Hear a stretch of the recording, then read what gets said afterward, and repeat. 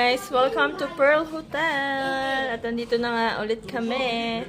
So, papakita ko sa inyo ang view at may baon pa kaming buba para summer na summer. Ayan, nandito na naman po kami. Ayan. At, ayan ho ang beach, napakainit. At meron ding pool. Ayan. Doon kami magliligo at maya-maya ay doon kami mag-iihaw. Kaunti lang ang tao. So, ayan. Tingnan natin kung kakayanin natin ng init. Diyos ko po.